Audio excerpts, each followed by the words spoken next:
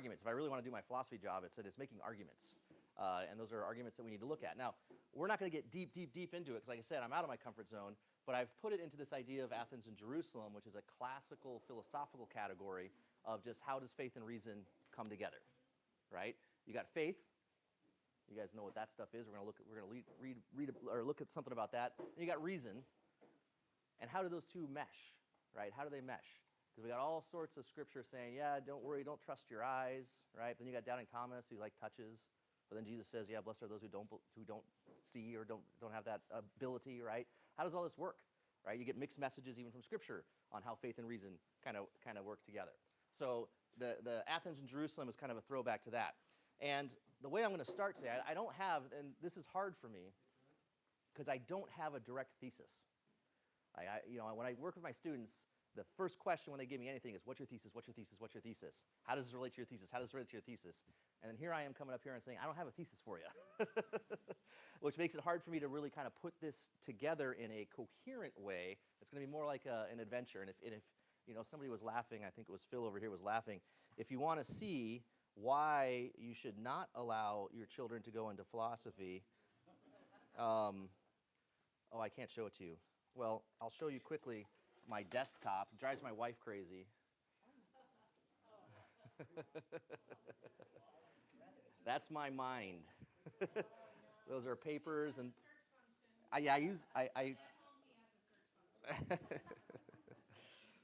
but I take comfort in the fact, like if you go up to the Museum of Tolerance in LA, they have a mock-up of Einstein's desk, right? I think that's there, or maybe I'm just thinking of something else. But they have a mock-up of somewhere. I've seen a mock-up of Einstein's desk, and it's just a mess. Like it's just a mess. And then they have a mock-up of Hitler's desk, and it's perfect. It's perfect. So I go, okay, I'm in good company, I think. Whose was perfect? Hitler's. Oh yeah. It's just like there's not a thing out of place. Yeah, it was German. That's. All right, I lost my train of thought. Sorry. Okay, but I wanted to start with this because I am at a liberal arts college and I do teach in the liberal arts faculty, which means like we're looking at how larger currents work together. So yes, I'm a philosopher, but I'm working in the classroom often with biologists, with historians, and theologians, right? I'm not doing kind of the philosophy you might find in an academic research school where they're kind of like drilling down on like the fine point 3.2786 of some proposition in some great philosopher's textbook, right? I mean, that's just not what we do. We're looking at something larger. And in 1996, I believe, a guy named David Foster Wallace, he's an English professor, gave a famous kind of baccalaureate speech to the undergrads at the college called "This is Water." And I'm not going to go through it all, but I wanted to use this as kind of like that touch point, that we call it a topoi, like a common place, to help understand how this architecture and faith and reason is going to come together. In this, the kind of parable he tells is, and you can look this up online if you want to listen to it later. It's a good speech, or you can read it. He published a book out of it. He tragically ended up ending his own life. He's one of these tragic English professors. So he had a troubled life himself. But This is Water. He asked the students to reflect on this. Again, as a parable, he says, you've got 3 fish, right? And you've got 2 fish kind of swimming down their way, and you got an older fish swimming the opposite way. And as the older fish kind of looks at the 2 younger fish, he says, hey, how's the water? And, the two little fish do what 2 little kids do, and they go, uh-huh, right? And then they go, as they pass and they get beyond the older fish, they look at each other and they go, what's water? Right? What is that thing? Now, why would a fish be asking, what's water? It's their world, right? They're in it, and it's not something they're thinking about. When does a fish start thinking about water? For you fishermen, like, what does that fish do the second you pull it out? Right? It wants to get back in, right? So water is like, for us, the metaphor would be it's our culture, right? We live in a culture, and our culture is our water because we don't even see it. Now, culture I'd have to define. I'm not. because I don't know how to define culture. But the idea, I'm going to look at it through a philosophical lens. But the culture is something. It's going to be like the way we put together things like goodness, truth, and beauty, worldview, right? That's is the fancy language people like to use. But we are often unaware of how deeply enmeshed we are with our culture, even as Christians. Even as Christians. Because as Christians, we're like, oh, I just saw the bumper sticker the other day, not of this world, N-O, however, yeah, not of this world, right? We're set apart. It's true. It's true. However, we ourselves, and even just putting that bumper sticker on to let everyone know that they're not of this world is playing to the culture, right? So it's just, we can't even see it, even when we're trying to kind of stand against it. So this is water, is kind of give you that talk point. And I wanted to use it, again, I got an example now. Here's an example, and you guys probably know at least one of these people. Yeah, good old O'Reilly. We're going to watch just a quick little clip about them. He's talking with a guy named Richard Dawkins on the idea of faith. And they are going to give, both of them, very cultural answers, right? Now I had to be, this doesn't quite work properly. So, but I did load it. Where'd you go? Where'd you go, O'Reilly? Oh, I know, I got it. I can do this.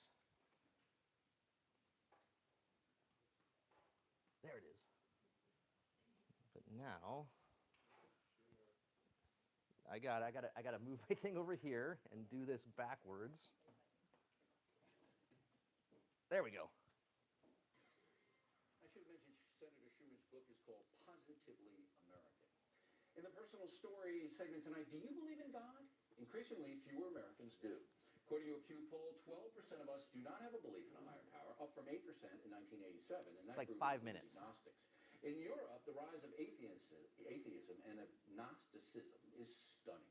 According to a Zuckerman study, in Sweden, as many as 85% of the population are non-believers. Japan, 65%. France, 54%. And in Britain, 44% do not believe in God in Great Britain. Listen now is a man who understands that position. Richard Dawkins, the author of the mega-selling best book, The God Delusion. I think it takes more faith to be like you, an atheist, than like me, a believer, and it's because of nature. You know, I just don't think we could have lucked out to have the tides come in, the tides go out, the sun go up, the sun go down. Don't think it could have happened. We have a very full understanding of why the tides go in, the tides go out, about why the continents drift about, of why life is there. Science is ever more piling on the evidence, piling on the understanding. But it had to get there. I understand that the physiology of it, if you will, but it had to come from somewhere. And that is the leap of faith that you guys make, that it just happened. Well, a leap of faith, you don't actually need a leap of faith. You're the one who needs a leap of faith because the onus is on you to say why you believe in something. There's an infinite number of gods you could believe in. I take it you don't believe in Zeus or Apollo or Thor. You believe in, presumably, the Christian God, Jesus. So Jesus was a real guy. I could see him. Yeah. You know, I know what he did. And so I'm not positive that Jesus is God, but I'm throwing in with Jesus rather than throwing in with you guys because you guys can't tell me how it all got here. You guys don't know. We're working on it. Physicists are When you get it, then maybe. Well, no, I mean, if you look at the history of science over the centuries, Yeah. the amount that's gained in knowledge each century is stupendous. In the beginning of the 21st century, we don't know everything. We have to be humble. We have to, in humility, say that there's a lot that we still don't know. And, you know, being humble is a Christian virtue. Well, So there you go. of course it is. All right, when you guys figure it out, then you come back here and tell me because until that time, I'm sticking with Judeo-Christian philosophy and my religion of Roman Catholicism because it helps me as a person. Oh, that's different. If it helps you, Absolutely. And And that I'm doesn't sticking mean it. it's true. And, well, it's true for me. You see, I believe You mean true for you is different from true for anybody else? How Yeah, can something be absolutely, true for you? because I can't Some things prove- either got to be true or not. I can't prove to you that Jesus is God. So that truth is mine and mine alone. But you can't prove to me that Jesus is not. So you have to stay in your little You can't belief prove that system. Zeus is not. You can't prove that Apollo is not. Or I Mithras saw is not. Apollo, man. He was down there. He's not looking good. Now, we also differ in the sense that you feel that Okay, I'll stop it there because he turns to like a moral thing and it's not worth it. Now I got to figure out how to get rid of that. Come back to this, please.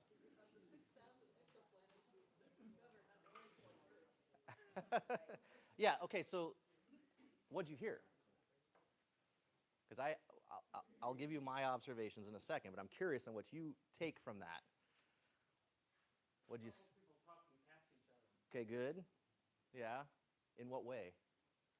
I'm not sure they were really interacting with each other. They were more espousing their viewpoint as opposed to actually listening to their opponent's viewpoint and responding. Mm-hmm. Bill Riley saying, "You stick in your lane, and I'll stick in my lane." Yeah. Everybody has their own truth. Yeah. Yeah, Good. Bill O'Reilly made a fundamental error when he said, it's true for me. Yep. I'm like, Uh-huh. Yeah, this is good. This is good. that's not how it works. Right. Is that a hand? Or are you hiding? Okay. Yeah, this is good. And that was, I mean, everything you're kind of listening to is like, yeah, it's pretty standard, it's pretty standard. And then he says, like, it's true for me. And you notice even the guy Dawkins jumped on that. I mean, that was like, that was fodder for him, right? But here's what I thought was hilarious about this. Is how, again, we're showing them that they're in their water and they don't even see it. And we're gonna backplay this. Is gonna build us towards the architecture stuff. But when I first saw that, I laughed out loud because it sounded like 8th graders on the playground. No, you have faith. No, you have faith. No, you have faith, right? I mean, and they're literally, and notice they're both arguing about faith. I mean, Dawkins was trying to backpedal out of that language, but O'Reilly kept pushing him on it. Faith, faith, faith, faith, faith, faith, right? So what's the faith of Dawkins? Science, but not just science, because science we could think of in innumerable ways. But what did he say science gets us? Knowledge, and it's getting better and more, like it's progressive. Yeah, it's good. It starts from less to more or something like that. It's progressive. So there's a progressive bent to his understanding of science. Just give me more time, right? Just give me more time. And it's interesting, what I find here is that these guys, and I won't say it the way I had in my notes, but they're both literally playing right into their kind of fish bowls and their kind of cultural waters at how much of Christianity thinks about faith and how much of the scientists think about faith. Like O'Reilly was a perfect example, and how much people tend to think about scientists with Richard Dawkins. Like the way he views science is kind of a good explication of the popular view. Science is getting better and better every day, and we're improving, right? Those are cultural tropes. Where do they come from, though? And this is where we'll jump into kind of this Athens and Jerusalem idea, right? So I got Athens here, I got Jerusalem. It's sad. I don't know, I'm online, but it's sad that the big thing in Jerusalem that of all the pictures is the mosque. I tried to crop it out a little bit, but it's there. Right, but you got Athens and you got Jerusalem, right? And from time immemorial, this has been a tension in just, again, as I mentioned, in the culture of Christianity. This is Tertullian, famous second century church father. What indeed has Athens to do with Jerusalem? What concord is there between the academy and the church? What between heretics and Christians, right? His strict answer was nothing. We don't need that stuff, right? What do we got? Jesus. You got Jesus. You don't need school. I mean, he was a very well-educated man. You don't need that Greek philosophy. You don't need that stuff. Don't worry about it. These are doctrines of men and demons, produced for itching ears of the spirit of this world's wisdom. This is called foolishness, and the Lord chose the foolish things of the world to confound even philosophy itself. Right? Not a fan of philosophy. Right? But my question then is, so what is philosophy? When was the last time you guys had a philosophy class? Yeah, most people that I talk to, and I tell the students this, I go test your parents. I go, you ask them to tell me in this philosophy class, and they're going to do one of two things. Oh man, I'm sorry, I hated that class. Or they're going to be, wow, you're going to have so much fun in that class because you do all these weird things, right? People love it or hate it. There's I've never come across anybody who just kind of says, it was okay, right? You hear it's like, oh, how's that history class? Well, it was all right, right? How was philosophy? Oh, worst class I've ever taken in my life, right? How was philosophy? Oh, that class was so awesome, right? It's polar opposites. Tertullian is on that side, right? But what is it? What actually is it? Here's how I'm going to give you some of the water. These are my currents that are filling up our fishbowl to the point where we get to Dawkins and O'Reilly literally looking at each other as grown men and saying, well, you have faith, no, you have faith, no, you have faith, right? Philosophy for the West starts here in Athens, all right? We're going to talk about these buildings. We're going to talk about this in a little bit, but there's the man. That's Mr. Socrates himself. This is about 4th century BC, right? And Socrates he's not a saint, but in philosophy he's a saint. Like, this is the guy who gets it all. His famous phrase, his coffee cup phrase, which I don't have one with it on there, is that what is wisdom? Wisdom is knowing that you do not know, right? It's knowing that you do not know. That is wisdom. It's you got to be, you got to never give up the search for it, because you can never. If you say you got it through conversation and argument, we're going to show that you've got some problems with it, right? Now, he was put to death for challenging people in Athens and important people.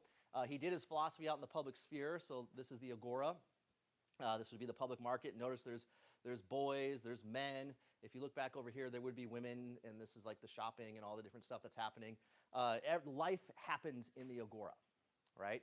And philosophy was not something that was done like we do it today in academic departments, hidden away from everybody. It was actually done more like O'Reilly and Dawkins, right in front of everybody.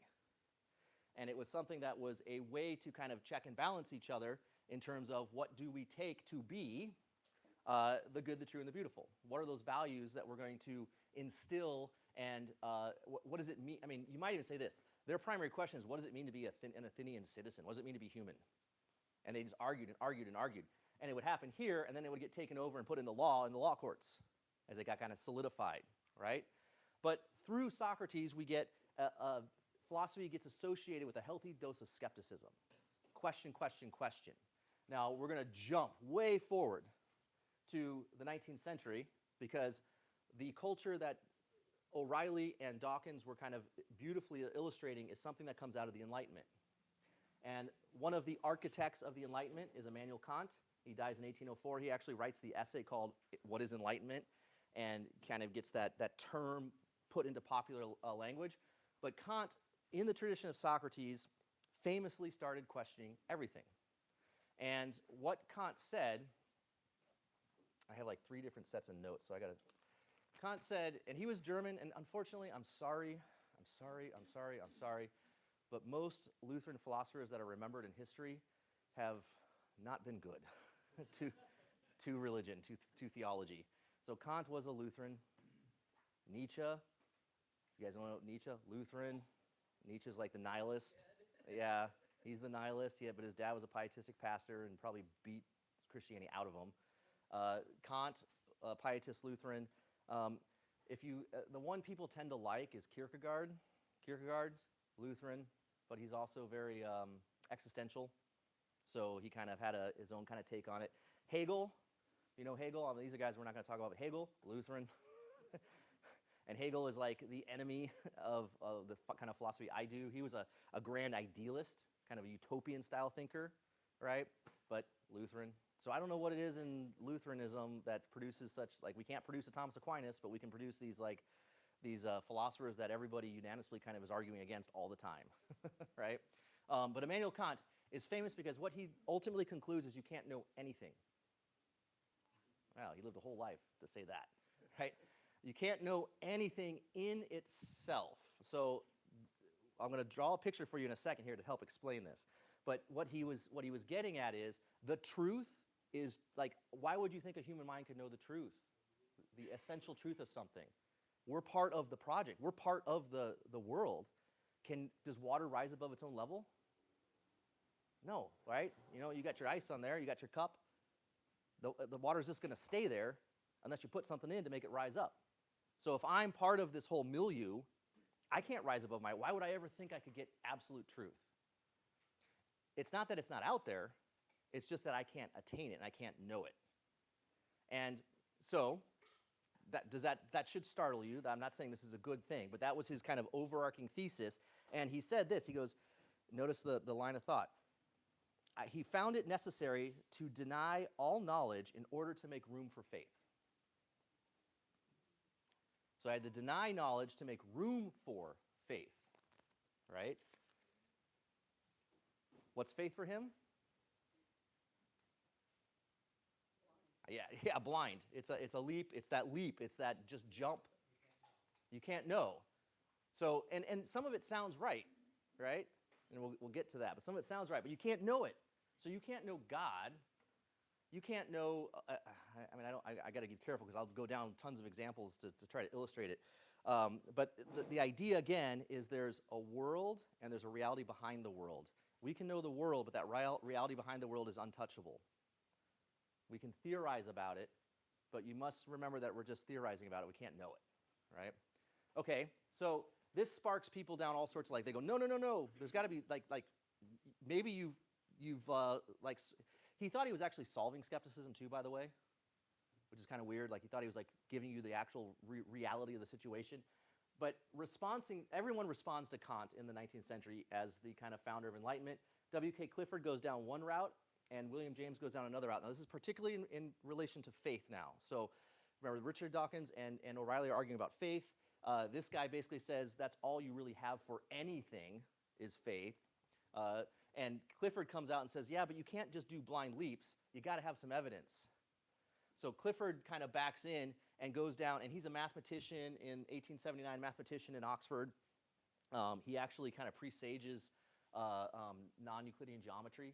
If you've ever heard of non-Euclidean geometry, he kind of was presaging that kind of move to think of different axioms of geometry. Get rid of those parallel lines because parallel lines aren't really parallel over long spaces of time, right? But he kind of spearheads that. But he got famous for this little essay he wrote called The Ethics of Belief, where he said, look, it's completely wrong for you to hold beliefs that you've never checked out. It's not just wrong, it's immoral. It's immoral. If you haven't checked out your beliefs, because your beliefs have what? They're what? They need a basis, because do we really just have beliefs that just kind of float inside us? What do we do with our beliefs? We act on them. We put them into action, right?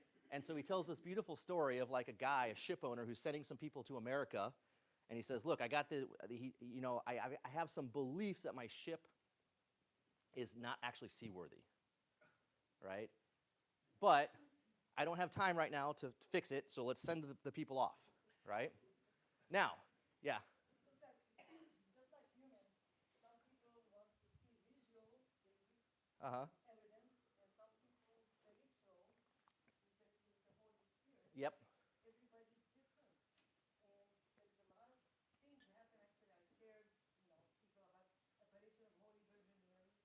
And I said people Google Zaytun apparition. Google when she appeared in, Fatima and Lourdes. Because I traveled through these Yeah. and I saw the truth. Mm-hmm. Yeah, and that's going to be here. This guy's going to develop that style. And again, these are academics. They're doing it like intellectually. But he's taken kind of a hard science approach. You need that evidence. You have to have it for your beliefs. Because in no other place of our lives do we not have evidence for our beliefs. And if we find out that you knew something sent the ship, even if the people made it, it was still not good for you to send the ship away. You should have fixed it, right? And it's worse if it goes down and you collect the insurance money, right? He's like, you can't. Your beliefs are intimately linked to action, and therefore your beliefs themselves have moral value, and we need to take that seriously. Now, this is William James. Does anybody know who William James is? This is American psychologist. He's kind of the founder. He's one of the founders of modern psychology. Harvard, pragmatist. So what have the Germans put all this kind of crazy philosophy in the world? What have the Americans put in the world is pragmatism. In the philosophical mindset, but William James is an early pragmatist. He tries to preserve. He called Clifford the enfant terrible, right? The terrible infant, because this is almost an impossible standard.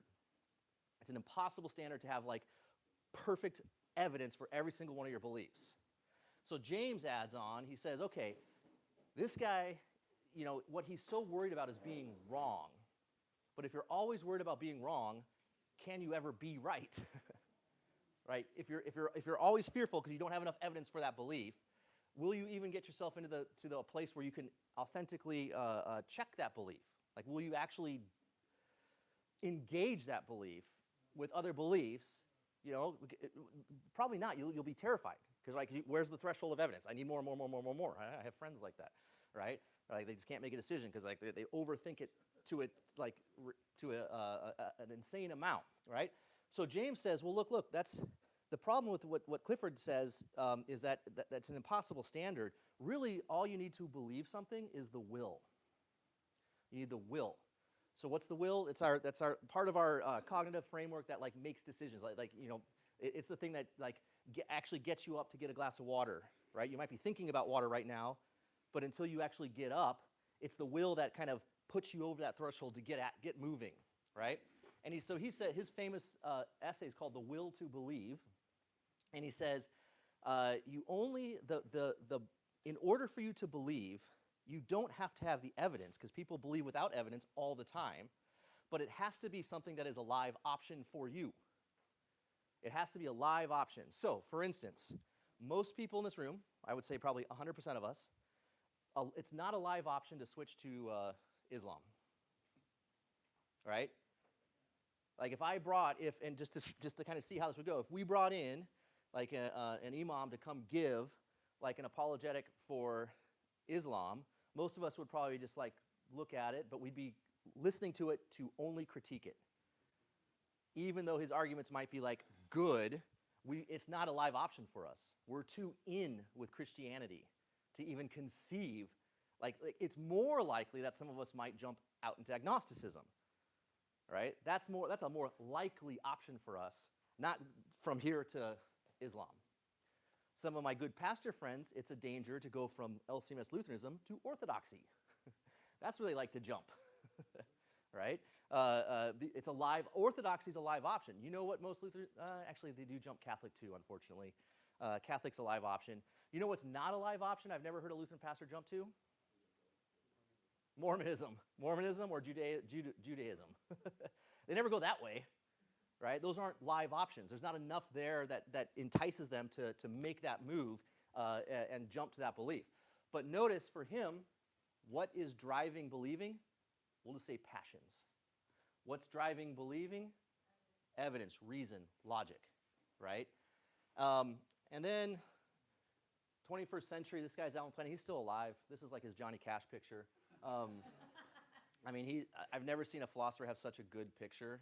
Like, I mean, he looks like he's about to take on the world. He's a Christian. He's a believing Christian. He's kind of a liberal, reformed thinker. But he takes the kind of the tries to, at least, and I just put this up here for 20th century. He tries to bring together Clifford and James a little bit by making room for the Holy Spirit. His idea is we have a cognitive mechanism called the sensus divinitatis. And so we have a mechanism. We actually have a faculty that is in-tuned and receives zaps from God through the Holy Spirit. And once you're zapped, you're good, right?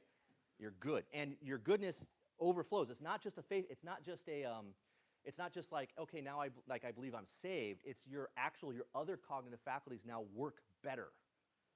So if you're an engineer and you're not a Christian, you're actually doing a lower level engineering than a Christian engineer because you haven't been zapped. Is that So that made me a better geologist. That's right. You're a better geologist because you've been zapped. Your cognitive faculties are working better than the other team, so to speak, right? And so again, so evidence is good for him.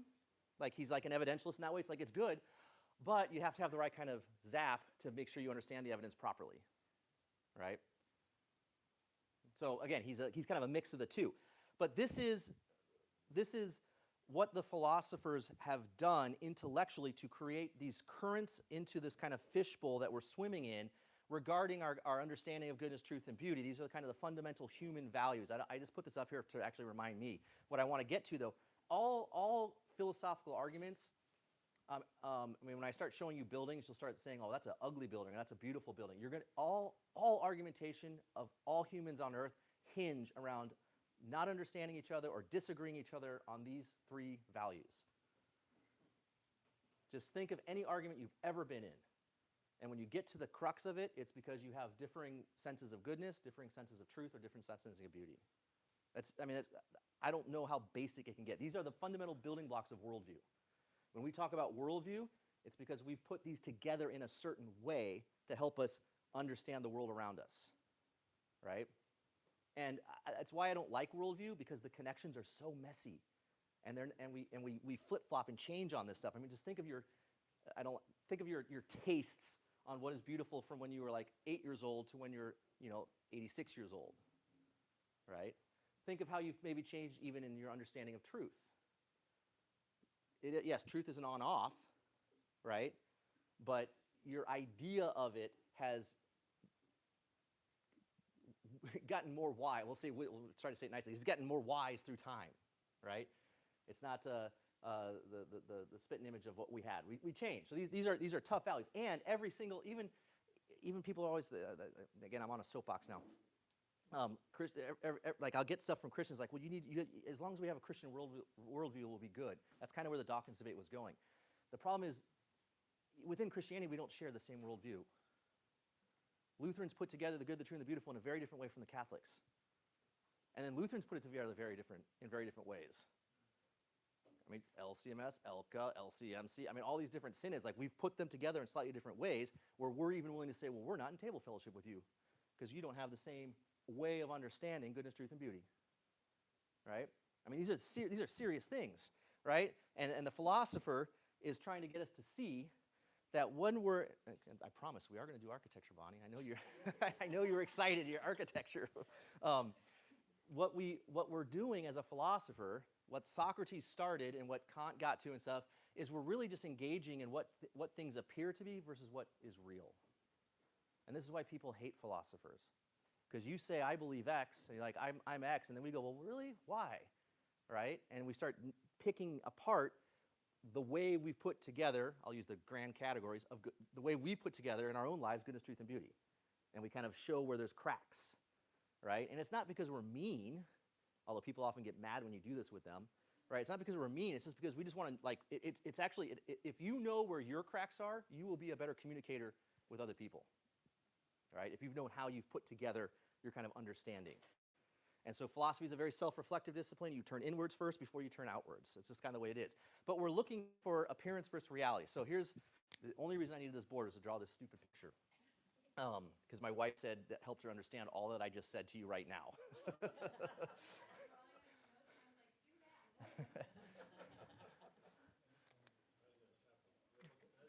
I got to look at it again.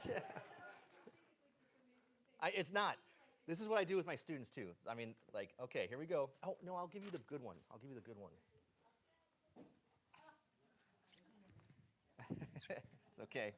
I'll give you the good one. This is the one my students like. This is a cartoon character that I drew when I was like 8 years old.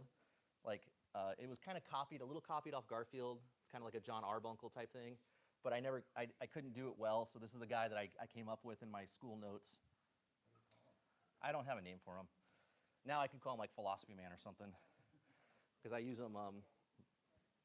You can make them lazy or whatever. Okay, so here's us. This is and we basically have, again, the appearance and the reality, and this is what we experience. Right? And I'm going to fill this drawing in a little bit. This is our experience.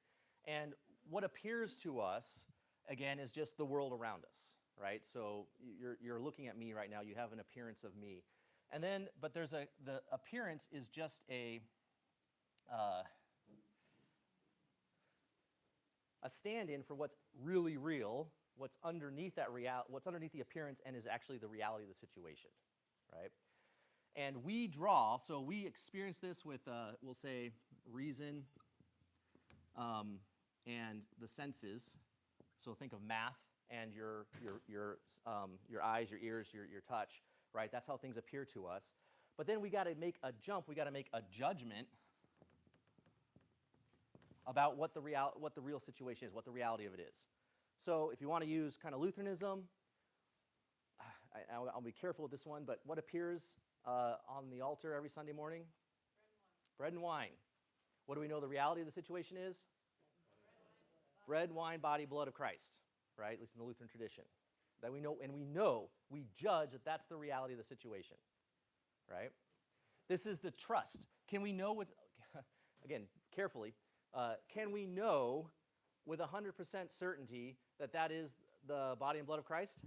Good Lutherans will say, yes, only by his word, right? Yes, we can. We can. But we know that somebody of another tradition walks in and sees it and they go, nope, not, right? And we've got differences of judgments, and we trust, this is where that word trust comes, fiducia. We trust that that's the reality of the situation. Now, this takes place philosophically. So Kant says, well, okay, do you guys want to do Kant or let's do Plato? Plato's more fun. I got this pen, right? You're seeing this pen, right? That's the appearance. What's the reality of the pen? I mean, this is not the questions you ask, right? What the reality of the pen? Okay. So my wife went reductionist. She went scientific. Let's reduce it down to its elements, right? That's kind of an Aristotelian way to do it. The real pen is this kind of amalgam of these fundamental pieces that have been put together in a particular way. That's very Aristotelian. Plato says this pen is just a copy of the perfect pen in heaven. It participates in the idea of, and I got to be careful when you say it, pen. Right? There it is. And you go, really? This is what you guys do all day? I go, yeah, this is what we do all day. This is what we do all day. But when you think about it, these judgments are where that idea of the good, the true, and the beautiful, they're helping us make that trust, that faith, that jump, right? Because if I think of truth in an Aristotelian way, I'm going to give an explanation of this pen the way my wife just did, but she didn't know she was doing it. She just did it, right? And again, the culture, like there it is. It's the culture. We didn't even know that Aristotle's still alive today. Other people are going to say, well, maybe there's like this, I don't know, essence of pen somewhere, right? And you're going to give some kind of other explanation, but that link to why you make that judgment from the same appearance, we have the same appearance, to the true reality of the situation is going to be based on how you understand that good, the true, and the beautiful. Yeah? That's what the difference between all of us. Her specialty make her see her specialty point of view. The other person's specialty can see that. You can read the same verse in the Bible, and sometimes every time God is giving you different messages. Yep. With the Holy Spirit prayers, it's very important to show the truth and see what the message is. Yeah, any doctrinal difference is a difference of the text and the reality of the text. And we argue over that stuff. We fought wars over that stuff, right? The text says this, and we're all saying it's God's word, right? That church over there, when they do the Lord's Supper, the service of the sacrament, they have a fundamentally different interpretation of the appearance of the bread and the wine to the reality of the situation. But it's happening right there, right? And they stay in their lane, and we stay in our lane, and we don't talk to each other about it. But it's a fundamental, again, difference between what the text says and the reality of the text. But we're both Christian, supposedly, right? We are, but we're both Christians. And here's the last stuff before we get to the architecture. Augustine, and I love Augustine. Augustine's so much fun. If you've never read his Confessions, you should read it. I'm not going to read this to you. You can read that quote. But I bring him forward because on the front end, you had Tertullian who said, Athens has nothing to do with Jerusalem, right? And on the back end, Augustine dies in, I think, 399, somewhere around there. 430 AD is when he dies. So he's kind of mid.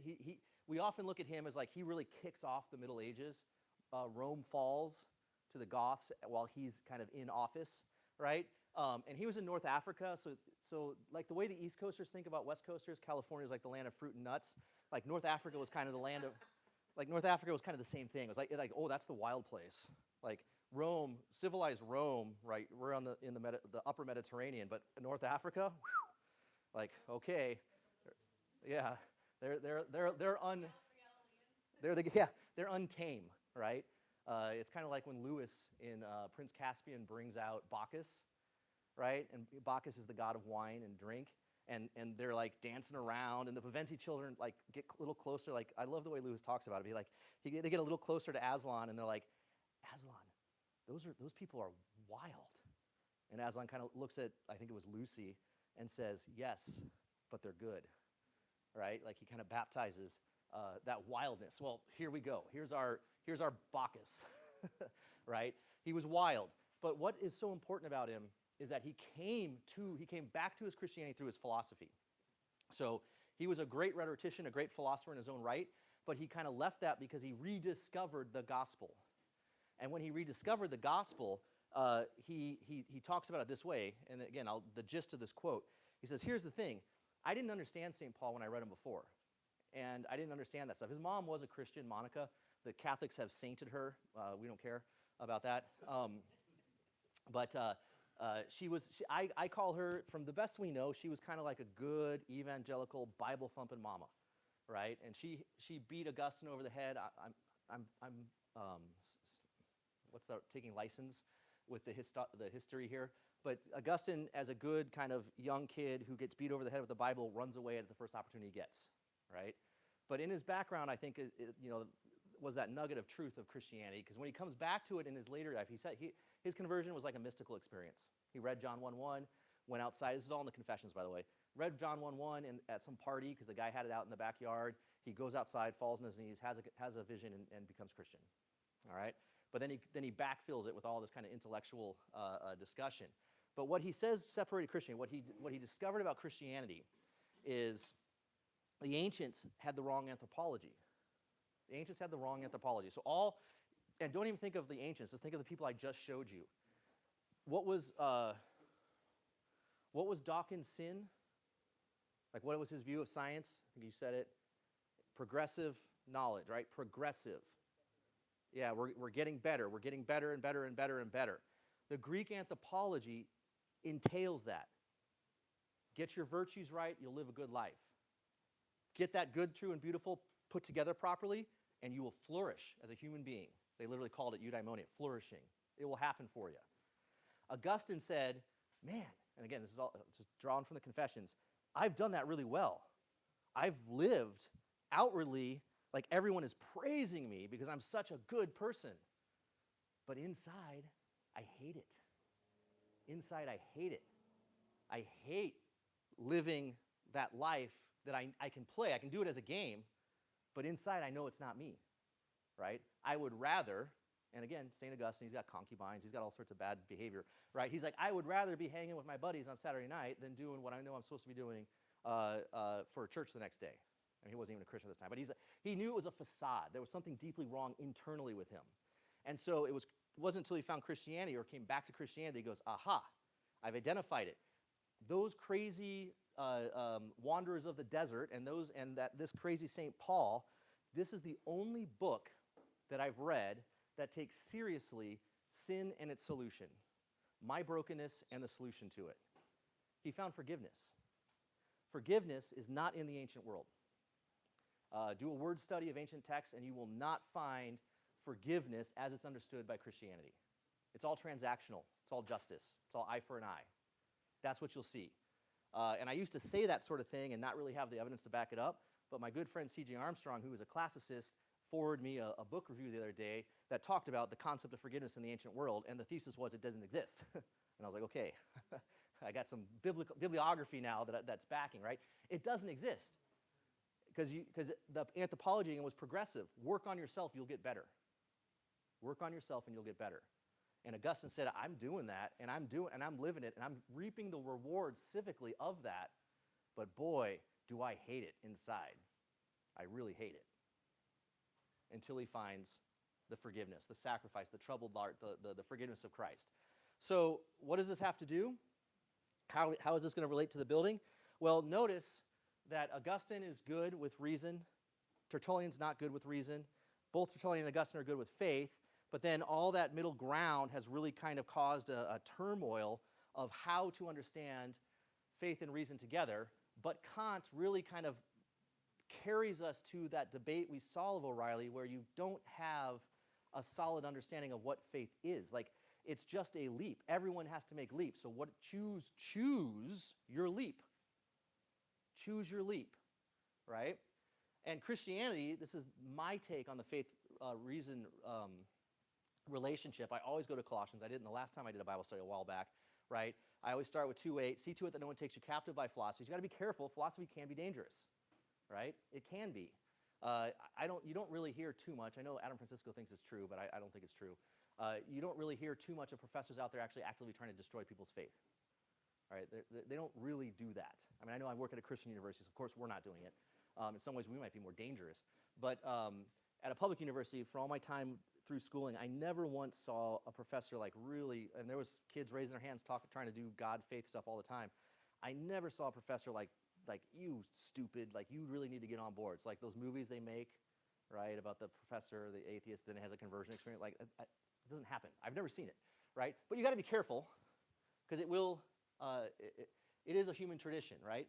But then the scripture in Colossians flips, and St. Paul talks about, but you got to walk with wisdom towards outsiders. So if you wisdom is a great term, because philosophy is the love of wisdom. And the way I kind of like parse this out is you got on the one hand Paul saying beware of wisdom, worldly wisdom, but on the flip side, walk with that wisdom towards the outsider, because you need to know how to talk and communicate with them, right? Make the best use of your time.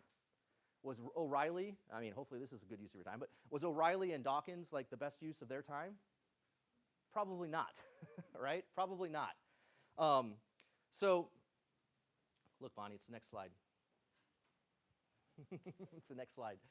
So Lutherans actually had a very ingenious way of kind of tying this together a little bit in terms of this faith piece. This is Philip Melanchthon, right? Interesting enough, I just learned this as I was kind of researching this. Philip Melanchthon was not ordained. So he was actually just the philosopher, literally alongside Luther, who was the ordained guy. So the Reformation was founded upon a theologian and a philosopher working together.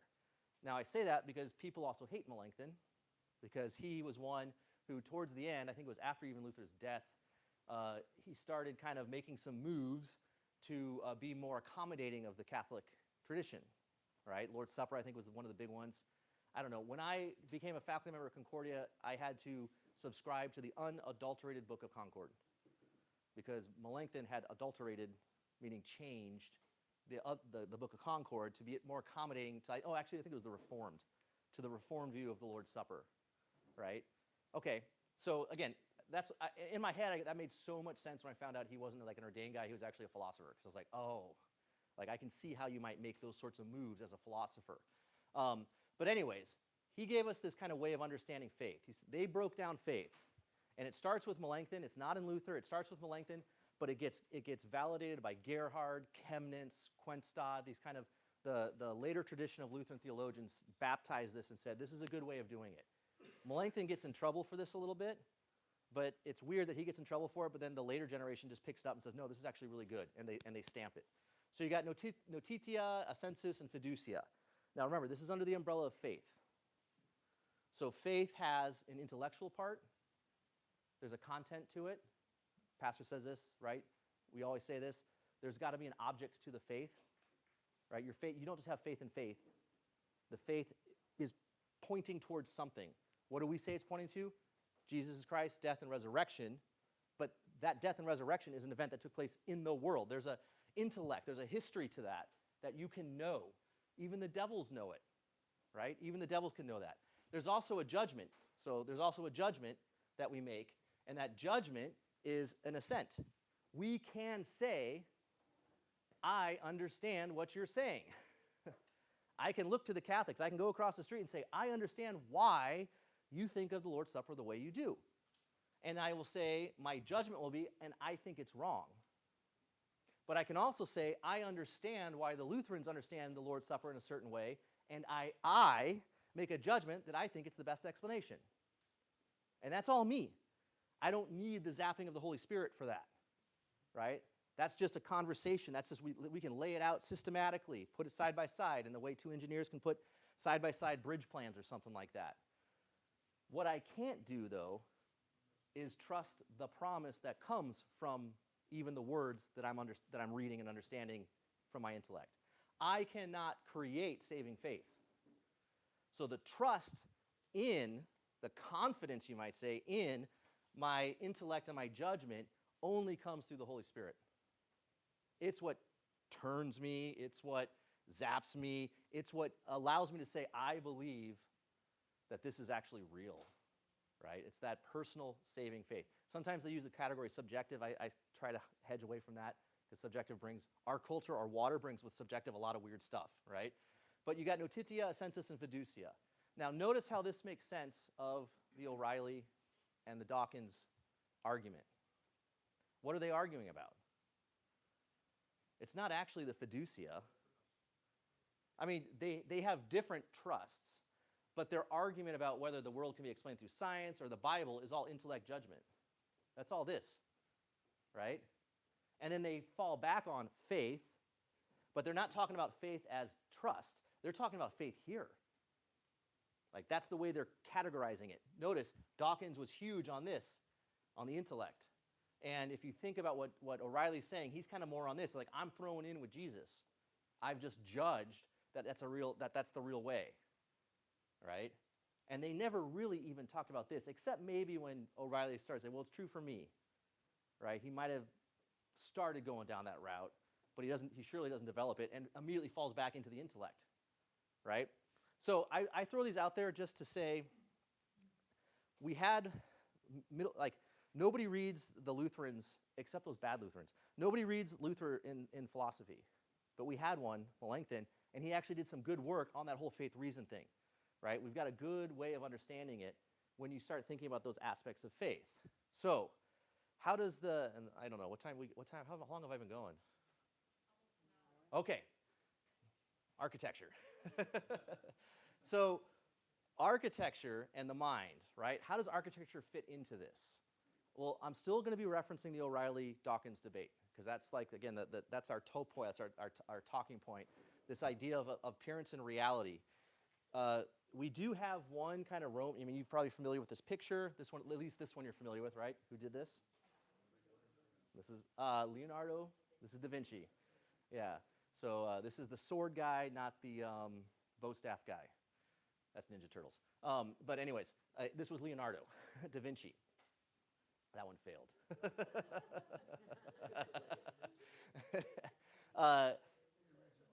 This is the original drawing from the description of, does anybody know what this is called? Vitruvian Man, right? And this is the drawing from Vitruvius's book. This is I'm not the drawing, but this is somebody who drew the description that Vitruvius has in his book about humankind. Now, why does this matter? Who's Vitruvius? Does anybody know? Bonnie, you know who Vitruvius is? Anybody know who Vitruvius is? He's an architect. Yeah, he's an architect, and he's the only surviving text we have from the ancient world of architectural thought. Yeah, it's called like De Architectura or something, right? And it's great. It's great because he talks about like the nature of architect in that ancient world, right? And the reason I have him here, not just as the father of architecture, but of course, he was Roman, but he had this kind of philosophical bent to him. And do you remember his three virtues of structure? Like these structures that we build? He's got three virtues. A building should be. The first two are like what you really all want. Structurally sound, stable. What are we doing right now in a building? Yeah, good, protected, but using it. It's functional, right? Functional. And then beauty, right? It should be beautiful, right? And what's interesting when you start tracking out what he means by beauty, he thinks that we, humankind, like this is why it's got, the famous, notice it's a circle, but it's also a square. These, if you think back into ancient world thought, these are like the primordial, like universals of the entire galaxy, right? Circles are perfect, right? Think of Copernicus, and you think of the old drawings of the solar system, they were always in circles. Circles are perfect. Humankind, from our navel out, is a perfect circle. So we must be pretty darn close to perfect. We're not perfect, but we're pretty darn close to perfect, right? And so that proportionality for Vitruvius is part of like the beauty of what it means to be human, and then starts building, he builds that out towards the buildings. He goes, think of the Roman structures, right? What do you think of when you think of Roman structures? I think I have a picture. Yeah, I mean, I should have put a new one in, but yeah, it forces perspective, but they're proportioned perfectly, right? Even they're doing chisels. It's like they're magnificent, right? You go up to the Getty, you look at the artwork, right? The artwork is proportional in most regards, right? It was their thing. This was their jive. And the use of the term is, I'll say it. Where did I lost it here? Did I put it here? Yeah. Is Venustatis. Venustatis. So that's Venus, because the V is a W, kind of, I think, of the classical, not the medieval. But it's Venus. It's Venus. Now, what do you know about Venus? There's plenty of words for beauty in the old Latin language. But why do you think he used Venus? We're talking about beauty here, so that last virtue of beauty. She's the epitome of beauty, but she's also, what is Venus, or what is Aphrodite the god of? Love. The god of love and family, fertility, community, right? So a building is supposed to be beautiful because it not only has perfect proportions, but it's showing you what the perfect kind of community, what the beautiful life looks like, right? And so this agora, when you look at the way kind of Athens was set up, you got the agora, then you have all these buildings that are kind of around it. This is where your identity as an Athenian citizen happened. This is where you became this is where you learned what it meant to be an Athenian. And it wasn't just the arguments and the debates. It was the buildings themselves as providing you that space to live life well. So the architecture had deep impact on what it meant to be a person, a human of the Athenian stripe. So you say, okay, so what, right? So what? Well, isn't it interesting that Vitruvian man and the perfect kind of symmetry of man gets completely flipped when you talk about Jesus or God becoming man, right? Why would we never say the Vitruvian man is perfect? Because we're sinful, right? And if Rome was kind of a place where the architecture was kind of showing what the greatness of humanity can be, so remember that anthropology that I mentioned briefly from the classical world, look at how good we can be if we just get the arguments right in the agora. What does Christianity tell us about that man, that God, right? He took us on. He became us, right? We didn't ascend to God. He came to us in a, literally now, perfect body that fits the Vitruvian virtues, but then adds that one that Augustine thought so important, the ultimate forgiveness, right? So you've got, even in Christianity, you've got God, the phrase is tabernacling with us, right? He's embodied with us. He takes on our building, our literal building he takes on, right? We didn't build it for him, but he took it on. So how does this, and this guy is Edward Rojas. I think he's an LCMS Lutheran, and he's got some really cool art. You know, there's Jesus. Yeah. Oh, did he? Yeah. You know, here's Jesus pulling the graves out, like coming down. You know, he's like, I bought this field, right? These are mine, right? Even though they're in a box, right? We're trying to get some artwork by him down at this college because we want to decorate Christ College a little bit better. And this was suggested we should get some Edward Rojas there. But how does this matter then to Christian architecture? So if Rome and the architecture were all telling this kind of narrative, this story of what it means to be Roman, and there's this philosophical undercurrents in it, right? Is not the Christian architecture just as magnificent and pointing towards God? Right?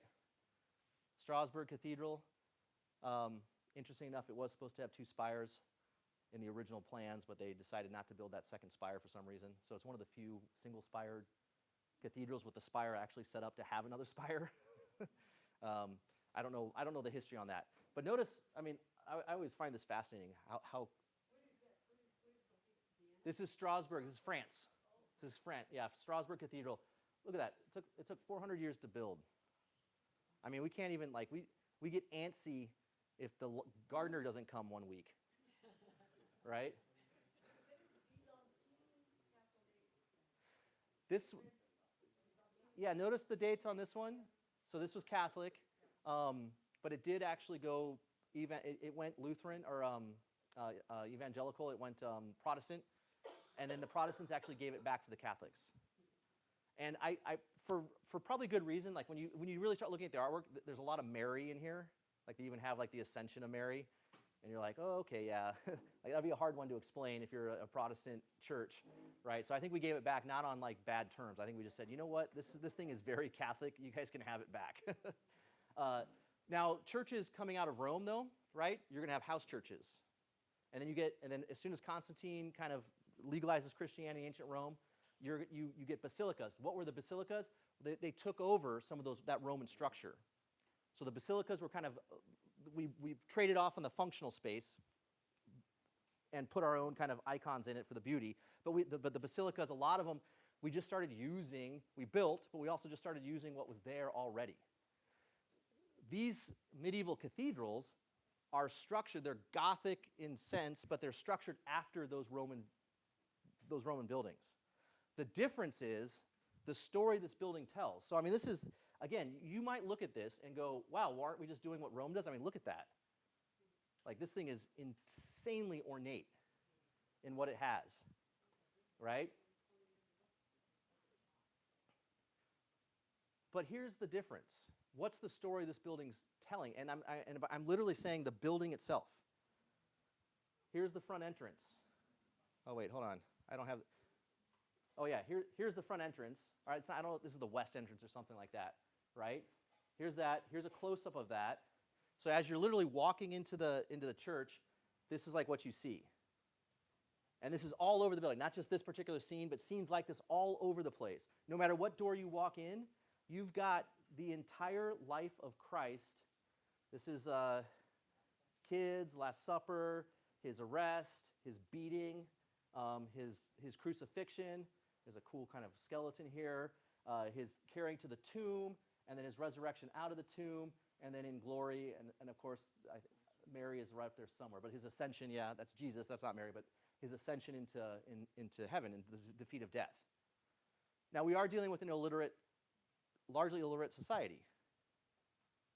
But this building, anytime you were going to worship, was telling you the story of Christianity. On the outside and on the inside. This is the preaching pulpit, right? And again, all built all through it is the iconography of the Christian story, right? I put this in because to show again that these buildings, they have a culture of their own. So they're telling the story, but notice this cute little dog down here. This was one of the preacher's dog. Like one of the preachers, his dog used to come every Sunday and sit, or every time he preached, and sit at the foot of the preaching statue or the preaching pulpit. And sometimes the guy apparently preached pretty long, would actually go to sleep. And so they added the dog in commemoration of that preacher, right? Which again is like, you got this kind of sacred and profane kind of coming together. Obviously, it's like way, I don't even know where it is on this. I think it's down here, because the dog wouldn't come up. And you got to think, this is like that's a pretty. I mean, as a pastor, you get a workout, doing your like 8 masses a day, right, coming up and down. yeah. But it's telling these stories. It's telling it. But here's where we're coming back around. This is also in Strasbourg Cathedral. This is the clock, the Strasbourg clock. Now, this is a geocentric astronomical model. It's a gigantic cuckoo clock. Like, there's a chicken up here that at 6 a.m., right? This is telling us the months. This is telling the solar year, right? It's got everything on it. It tells a Christian story, too, right? You got life. Oh, oops. You got life. Like these are boys of different ages coming through, death standing over them, but Christ above death, right? This is all moving around on the hour, right? Everything's moving. Here's the gears and the mechanism. And the reason I love, the clock came a little later. I had it in my notes. So the first clock was put in at 1352, and then it broke. And the second clock got put in at 1547. The third clock was at 1843, and is still working today. You can go see this in the cathedral. And each clock wasn't like they weren't like absolutely different clocks. They copied the first one and they added to the second. They copied that one and they added to the third, right? So I don't know what got added on, but it's still it's a marvel of engineering, right? Because again, you're dealing at the first clock, you're dealing 1352, and it took 2 years to build. It was done in 1354. But why is this important? What's 14th century? Who knows what's going on in the 14th century? Okay, 1492, Columbus sails the ocean blue.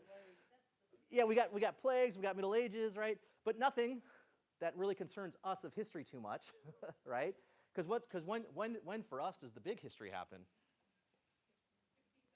1517, yeah, 16th century, right? That's when the big history comes. And if you talk to a lot of Lutherans, like that's where history begins, right? And there's nothing that happens before that. It's like right there, right? But this is key, because if you're thinking this, now what's the cultural story being told by this clock?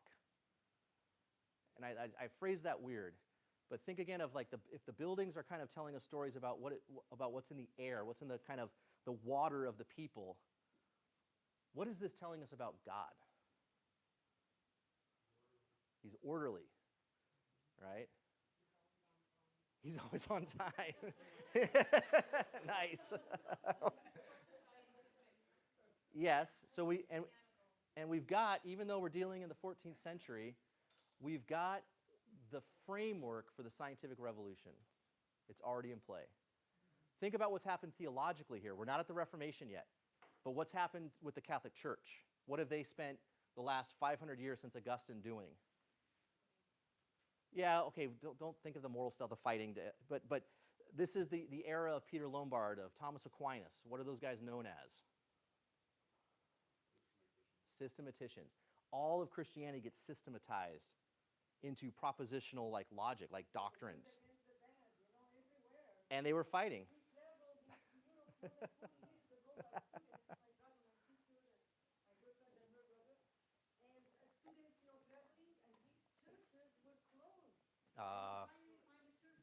Yeah.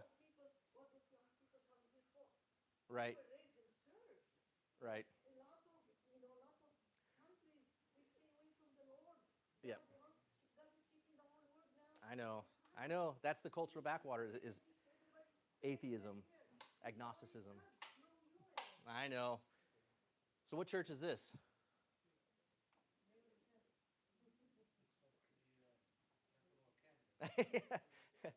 It's not a church, but it is modeled after a church. Here's the inside. I'll show you the inside.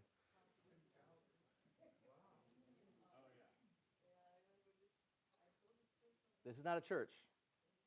This is the London Museum of Natural History. But specifically and intentionally modeled after the churches of the time. It was completed in 1881, established in 1881, right? Now, why do you think the Natural History Museum established itself to look like a church, a cathedral?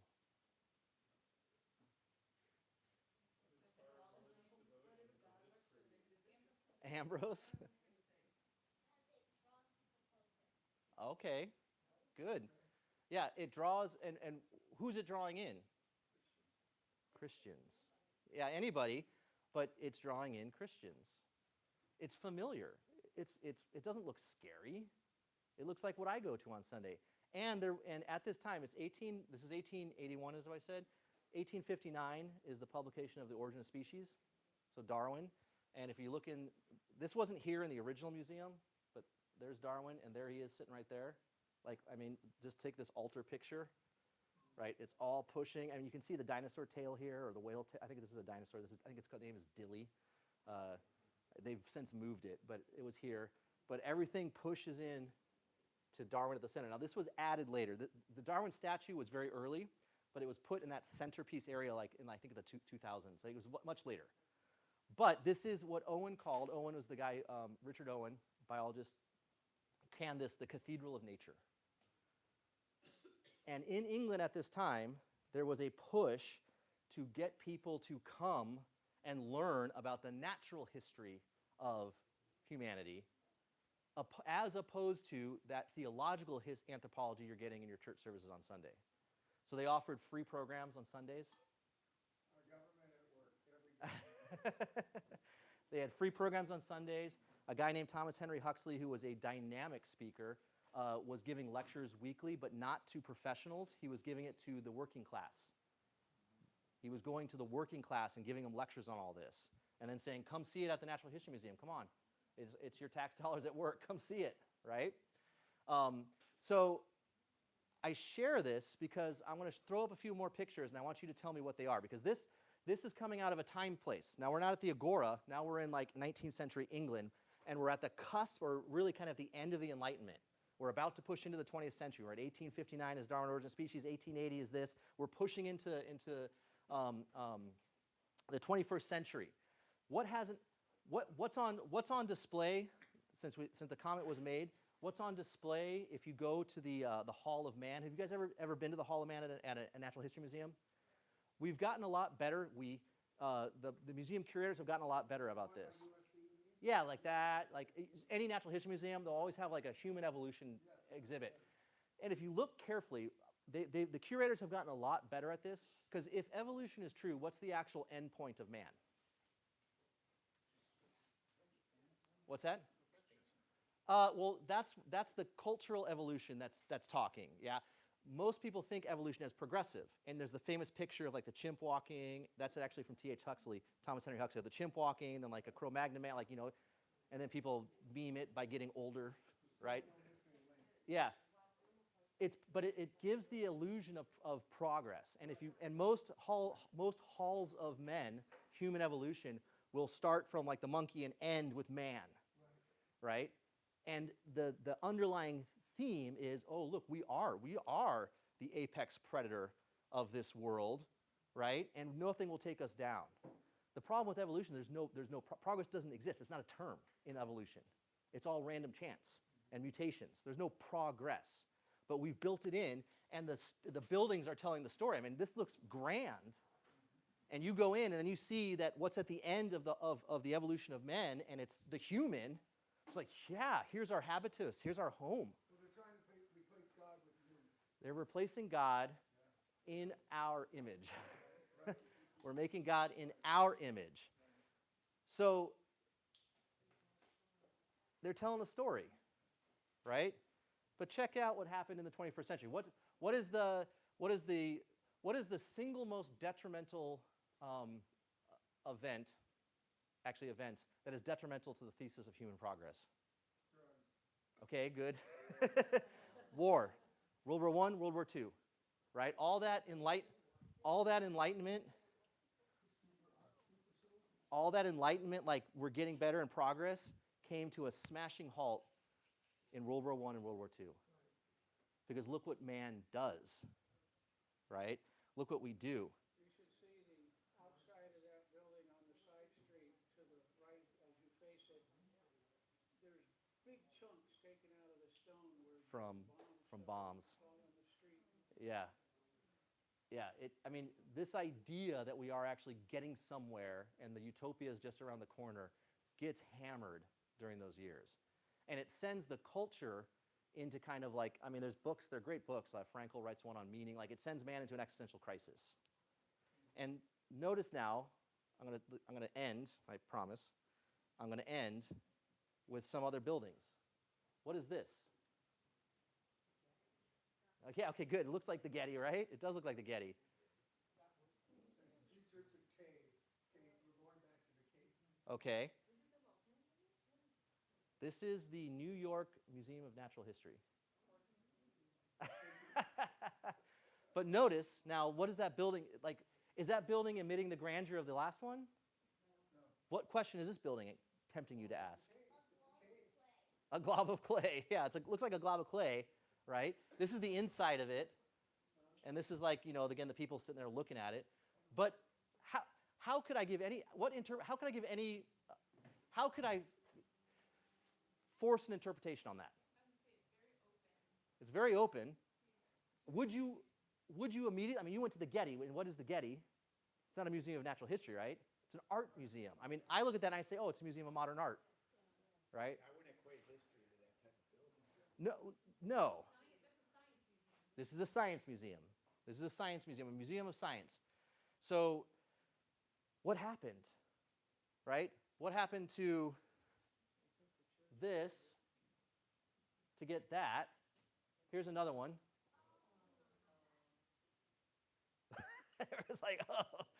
This is, I think, Cleveland Natural History Museum.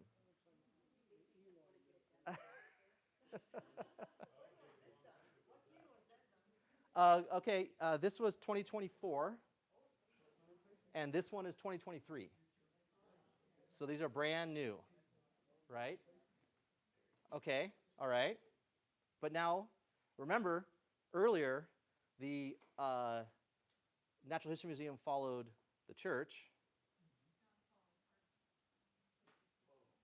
This is a, did you see this? This, I know, I call it Batman Church. I can't even, it's called the Otto Bonker Schurgelen, Germany. It's a church. It's in Germany, but it's a church. It's a roadside church. It's more like a chapel. Like, I think it's just like I don't know if they hold Sunday services here.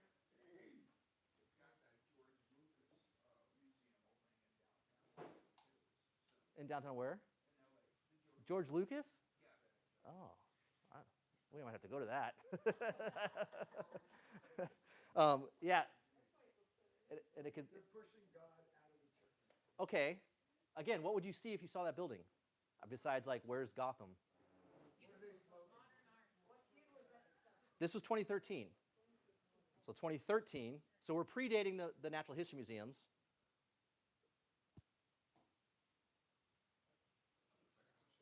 They're trying to replace God with man. Man knows better than God. He can. Natural History Museum? Sacred or profane? Sacred or secular?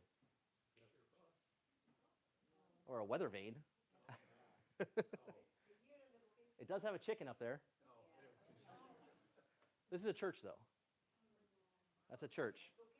Germany, 2018. It's called the Kurtzendrum Siegler Peter Rupert Meyer. I think that's the architectural group. Church. Again, anything to indicate churchness to you? What's the building asking you? Yeah, what is it? Here's the inside.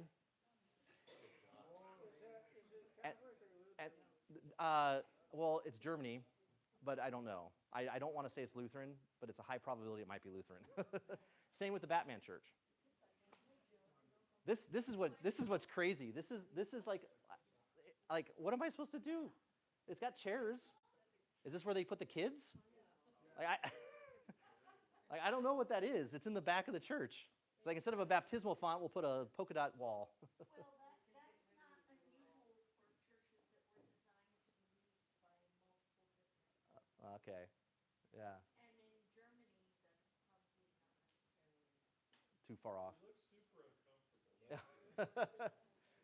Yeah, it's hard to find pictures of people actually worshiping at these places. I tried a little bit. Most They're worshiping too. The white wall. there's a tiny little cross up there. One more. One more. That's L.A. This is the Cathedral of Our Lady, Los Angeles. 2002. And there's the inside. The inside has some saving value, I think. Yeah, it has some saving value. But this outside, I mean, I'm hoping they didn't build that. They just took over some failed art project. Yeah, I know. But again, what is this? What has gotten us to the point that we are now building our buildings, sacred and secular? They're still mapping each other, right? We're in our agora, but is this telling me, is the inside telling me a story? Yeah. This one I can identify a little bit easier. The other ones I couldn't. But the external, right? If you go back again to that Strasbourg. It's saying we believe in everybody. Everybody can come in. We don't care who you are, what you believe. Okay, which It's just a statue of nothing. Right. And postmodern, right? And that's our water now. It's okay to be you. You do you. Blank canvas. You, well, what do you see here? What's your journey through natural history? Right? I mean, literally, this one is, I think, is great because you really do kind of crawl through these caves, yeah, these geological things to find your natural history, right? I mean, again, and these are just three. You can you can just Where's the cross again? I can't see the cross. it's right here. It's right behind the altar. It's hard to see. Really big, huh? I don't know if I can. Oops. Yeah, I can't enlarge it. But yeah, it's right here. It's just a tiny one. It's tiny because they're not promoting God. They're Yeah. promoting Jesus. And they're promoting, and again, I think this I agree, this could be a public space used for other things, but again, gaze into it. What do you see? How do you see God in that polka dot?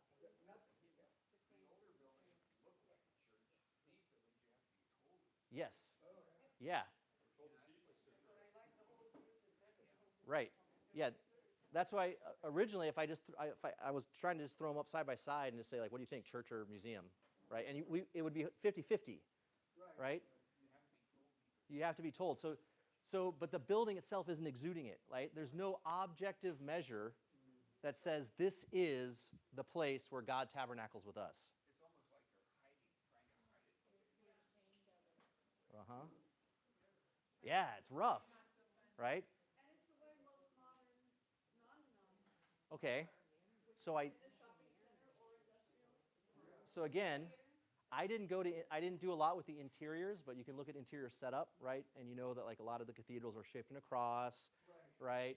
But then there's stadium seating, which is more again implementing like, oh, this is a concert, you know, you come and experience it at the church, right? There's all these trade-offs, even on the way we interior design the layout of the church. That in California is, you know, we've got our mega churches. We've got the Mariners down the street. We drive by it. That's meeting at the old movie theater on Beach there, right? Some of that is like the early church. They're just taking over space and using it. But a lot of it has been built, and they're building it with an eye towards that. And it makes the philosopher ask the question, to what end, right? To what end? I can't identify the Mariners Church by my school. I can't identify as a church except it's got the sign on that says Mariners Church, because it just looks like corporate offices. There's a nice chapel there that looks churchy once you get kind of inside. But just driving by it, it looks like corporate offices. And you go, okay, so what are you selling, right? And how do I identify, what's the current? And again, this is where I don't have a hard thesis here, except is to see that this shift has happened, but that water we're in is so much a part of all of this. They probably, if you ask why they build this way, they probably have wonderful theological reasons, right? But it's going to be more playing cultural than it is kind of maybe the story of God coming to us. Well, they've lost the whole point of the church. The church is the place to sit and talk to God. These places are so... You don't want to talk to polka dots? Yeah, I mean... Come on. I thought that was a movie screen, and they put up a movie window. Yeah, maybe. That looked like me. But that's all. Like I said, that's all I got. And there's no end to it except keep that thread alive. Like I always try to do practical advice. The biologists at my school also harp on me. He's like, you philosophers, you need some practical advice. What's the practical take home? Colossians, right? Be aware of this stuff. We could be courageous, right? You guys did a building project before I came here, right? We did one. We tried to get one down at Faith before we went to Florida, right? What kind of building would we build? Would we have the courage to actually put a church in, or would we put in something that's more welcoming, right? Or what? Irvine, do you recognize Irvine's, have you ever been to the campus of Concordia University? Irvine, do you recognize the chapel as a chapel? It literally looks like Space Mountain. And we just redid it, and it still looks like Space Mountain. It's worse because they took all the windows away. Now it's all cemented. Yeah. Now check this out. For what end, do you think? Functionality. They can control sound and light. So now they can control sound and recording better for Right. For commercial music, for all the different events we do down there, it will be better for the recordings. Okay, the inside still looks pretty good. I mean, they got the organ and everything. Christians are just nowadays in today's society are kind of hiding what they're doing. They're not out there promoting. They're not doing the big churches, and so people know what it is. They're like, oh, the regulation won't let us do it. Well, yeah, Just hide. if I understand what happened down at Faith, like Hodel led us on a year-long Bible study on liturgical architecture. But he even found property to buy, and if we could get enough money to buy and put the church down, and it was going to be right there on the open, right at the corner of PCH going into Doheny. He was looking at that lot. I think there's something there now, but he was looking at that. But I remember he told me, because I was doing youth ministry down there when this was happening, or was it right after? But I was down there working, and he told me, he said the city actually won't let us do it. So the city won't actually let us put like a more cathedral-looking thing in. So he's like, so we're not gonna. We ended up putting in the portables. So we got the portables after that. Yeah. So yeah. So it's again. There's our agora, and we're part of it. Your Gothic medieval churches with all of the, Grandeur. well, all of the images of the story of Christ on the inside. So what's the purpose of all the gargoyles on the outside? I don't know. Yeah. Keep the crows from doing their business up there. I don't. There probably was a spiritual. I mean, the other part of it is that those cathedrals and even the church, even our church here, like it's sacred space, right? When you enter into the church, you're entering in. I always use Lewis. It's like getting sucked into Narnia. You're entering into the space where God comes to his people. And that is the holiest of holies that has been ripped open for us to approach and be in there, but it is not normal time and space. The Eucharist, the sacrament of the supper is happening there. We are there with all the company of heaven, all the angels, the saints, and the company of heaven, as we say at the Lord's Supper. We are somehow present with them in that space, right? So those churches, with some of that kind of medieval lore, could be literally like spiritual protectors. Like we're keeping stuff away from this place, which is the holy place, right? When you step in, and what those cathedrals do well is you step in, and it does. Like we saw a few when we were on our trip. We went to the National Cathedral, it's Episcopal, but they were. You walk in. I got a picture of little Ambrose walking, and he's so tiny compared to like the grandeur of the space, and it's kind of like you're like like this is different space, right? Story for remember, more than 40 plus years ago, when we were still in school, my cousin went, she was in chemistry school, and then she disagreed with another girl, Muslim girl. The Muslim girl tell her, you Christians, you drink wine. She said, that's not wine, that's the blood. The body and blood of Jesus, yeah. Disagreed. Yeah. So the Muslim girl went and took communion in the Orthodox church. She didn't swallow it. She put it, and then she went home and put it under the microscope. Okay. So, Yeah. she became blind temporarily, forgot to change all her standing. Yeah. This stuff is not beyond God. It's hard to. We know where God works in His Word, in His sacrament. Those kind of conversion stories are like amazing, but they're not the rule, but they're fun. Miracles happen. Miracles are real, right? Yeah. Yep. Have you been to the monastery in Santiago County? Not yet. We're taking students next year, though. Okay, it's Yeah. amazing. Yeah. I mean, the only reason they could build it because they were away from the Yeah. city and didn't have the regulations. They were far enough away, had enough land, I Yeah. guess, where they could do And they what do. they wanted to do. So it actually looks like a church. My dad, when he was lapsing back into Catholicism, used to go there for Latin masses because they, on like Christmas Eve, they would do they do their Latin day of prayer. They'll do the morning prayer, Vespers, Compline. They do it all. But he would sneak away every once in a while and go to the Latin Christmas Eve service there, as he was lapsing back into But it Catholicism. looks like a church is supposed to. Yeah, and with Western style, Yeah. right? Because it's on the west. It's not like an East Coast Right. monastery. But if you guys want to keep talking, fine. But I know we're at time, and you know I don't have anything more to present. Well,